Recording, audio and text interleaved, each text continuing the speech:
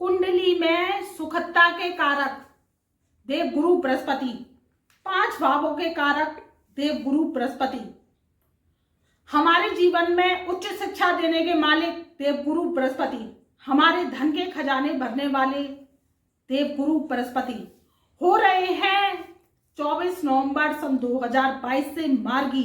तो ये धनु राशि, धनु लगन वालों के जीवन पर क्या प्रभाव डालेंगे, इसी विषय पर मित्रों आज हम चर्चा करेंगे।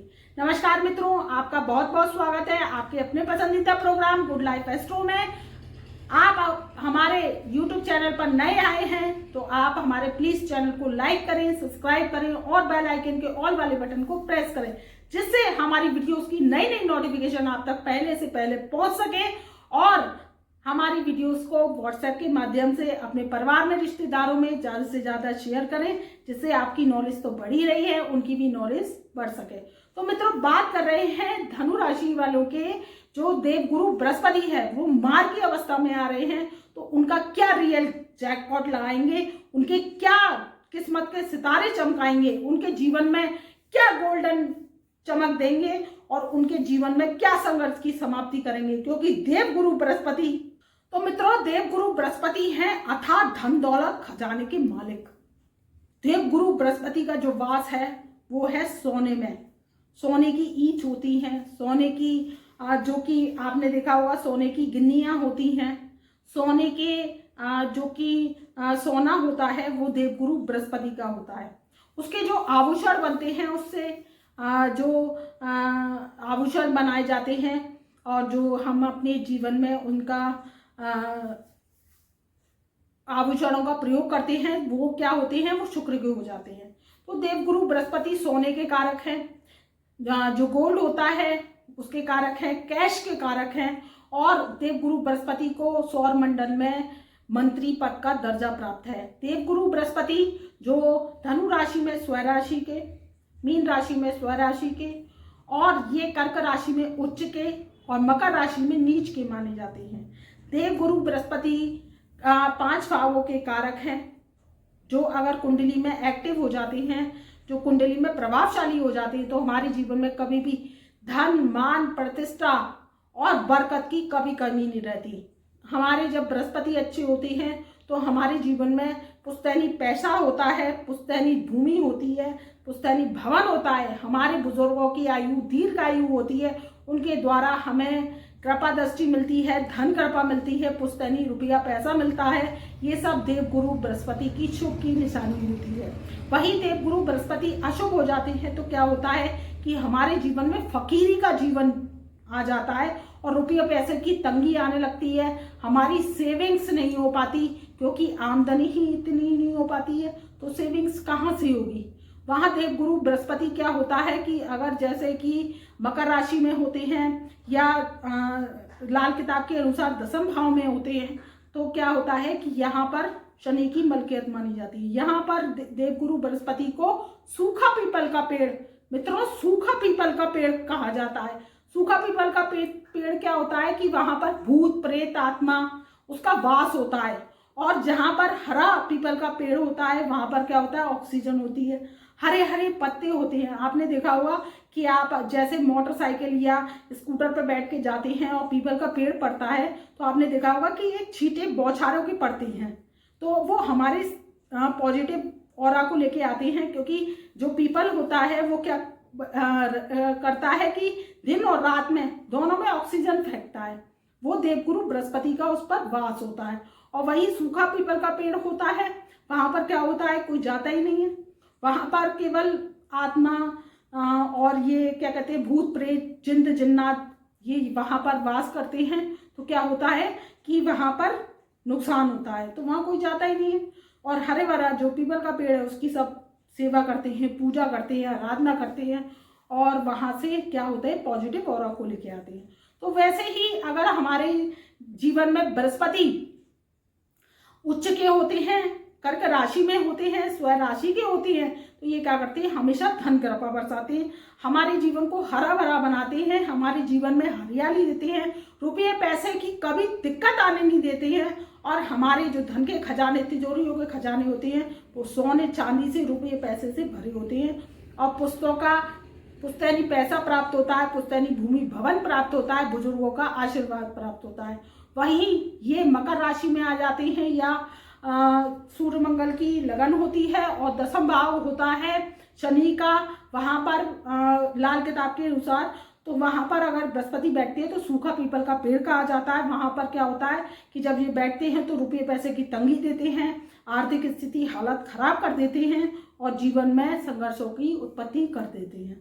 तो जब ये 24 नवंबर सन 2022 से मार्गी अवस्था को लेंगे तो धनु राशि वालों के जीवन में बहुत ही चमत्कारिक लाभ देंगे।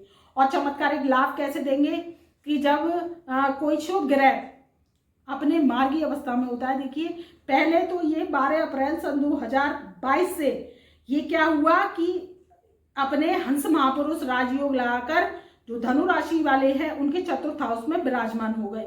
तो जहां पर 12 साल बाद ऐसा राजयोग बना जो कि पंच महापुरुष राजयोगों में से एक राजयोग है, वो अब पावरफुल अवस्था में आ गया है। तो फिर क्या हुआ कि 29 जुलाई सन 2022 से अपनी वक्र काल में आ गए। तो वक्री ग्रह हो गए तो वो क्या होती है, उसकी चाल स्लो हो जाती है। तो स्लो हो जाती है तो क्या होता है कि स्लो संबंधित हमारे जीवन में स्लोनेसता आती जाती है और जैसा हम कार्य करना चाहते हैं तेजी का वैसा नहीं हो पाता है। तो अब ये मार्गी अवस्था में आ रहे हैं अपनी वक्र अवस्था को छोड़ते हुए, तो ये क्या करेंगे कि आपके जीवन में पॉजिटिव साइन लाएंगे। आपका जो चौथा घर किसका होता है, भूमि का होता है, भवन का होता है, माता का होता है, सुखों का होता है, इसमें सारे में वृद्धि करेंगे क्योंकि जहां पर बृहस्पति देव बैठते हैं वहां पर वृद्धि करते हैं। जहां पर दृष्टियां डालते हैं वहां पर उनकी दृष्टियों में अमृत दृष्टि होती है, तो आपके जीवन में उत्थान लेकर आएगी और आपके जीवन में जो कि संघर्ष की समाप्ति है, रुपये पैसे की प्रॉब्लम आ रही थी, आपके भूमि भवन से रिलेटेड कोई विवाद चल रहा था, पुश्तैनी विवाद चल रहा था या आपके बुजुर्ग बहुत दिनों से बीमार थे, वो सारी प्रॉब्लम आपकी दूर होगी। ये संसप्तक दृष्टि से दसम स्थान को देखेंगे तो आपके जीवन में उत्थान का कारक करेंगे। कारोबार में तेजी आएगी, नौकरी चाहती है नौकरी लग जाएगी, व्यवसाय में जो आप खाने पीने का काम करते हैं या कोई किराना स्टोर चलाते हैं या कोई किराने का मॉल चलाते हैं, खाने पीने से संबंधित जोमेटो की सर्विस देते हैं या आप कोई स्वीट हाउस चलाते हैं या आप कोई जैसे रेस्टोरेंट चलाते हैं, होटल चलाते हैं, तो आपके जीवन में ये बहुत ही अच्छा चमत्कारिक लाभ देने आए हैं क्योंकि ये दसम भाव को देखेंगे अपनी समसप्तक दृष्टि से। तो आपका जो व्यवसाय है वो तेज चलने लगेगा, आपके काम कारोबार में तेजी आने लगेगी। और जो स्टूडेंट है जो टीचिंग से संबंधित तैयारी कर रहे थे उनकी नौकरी लगने के योग है और सरकारी नौकरी के प्राइवेट नौकरी के योग बन रहे हैं। तो ये बहुत ही अच्छा शुभ साइन है। ये 22 अप्रैल सन 2023 तक इसी राशि में विराजमान रहेंगे। तब तक आप मित्रों इसका लाभ उठाइए। क्योंकि ये 12 साल बाद महासयोग बना है, हंस महापुरुष राजयोग बना है। ये पंच महापुरुष राजयोग में सबसे उच्च का राजयोग माना जाता है जिसमें इसकी भूरी भूरी प्रशंसा की गई है और ये राजयोग बहुत ही आपके तरक्की लेकर आया है। खोया हुआ तक तो ताज मिलेगा, आपको तसल्ली के दिन आएंगे। इसमें आपके जीवन से खोया हुआ मान सम्मान, जो इज्जत मान प्रतिष्ठा पे आपकी बट्टा लगा था, वो सारे ग्रह पॉजिटिव हो रहे हैं, पॉजिटिव ऑरा में आ रहे हैं और आपके जीवन में संघर्षों की समाप्ति होगी। इधर जो शनिदेव भी मार्गी अवस्था में आ जाएंगे क्योंकि 23 अक्टूबर सन 2022 से शनिदेव भी अपनी मार्गी अवस्था को पकड़ रहे हैं। तो आपके जीवन में बहुत ही अच्छा शुभ साइन लेके आए हैं। देवगुरु बृहस्पति की आप पर कृपा बरसेगी क्योंकि देवगुरु बृहस्पति 5 भावों के कारक होते हैं। पहला भाव होता है शिक्षा का, दूसरा भाव होता है कुटुंब का, तीसरा भाव होता है हमारी संतान का, चौथा भाव होता है हमारे धन का और 5वां भाव होता है हमारे भाग्य का।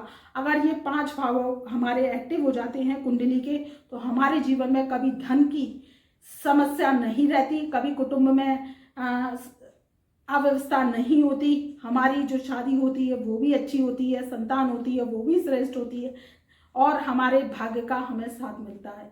तो मित्रों ये जब 5 भाव एक्टिव हो जाते हैं और साथ मिलने लगता है तो हमारी सारी जीवन की जिज्ञासा पूरी हो जाती है। एक हमारा लाइफ स्टाइल बहुत अच्छे मुकाम तक पहुंच जाता है और हम अपने जीवन को संघर्षों को समाप्त कर लेते हैं। तो मित्रों ये था धनु राशि धनु लगन पर 24 नवंबर सन 2022 से देवगुरु बृहस्पति का मार्गी काल का प्रभाव। तो मैं अपनी वाणी को यही विराम देती हूँ। जब तक के लिए आप खुश रहिए, आबाद रहिए, छोटों से प्यार कीजिए, बड़ों का आशीर्वाद लीजिए, दीन दुखियों की सेवा करते रहिए और अपने जीवन से कर्मों के जरिए संघर्ष की समाप्ति करते रहिए। मेरा प्यार भरा नमस्कार।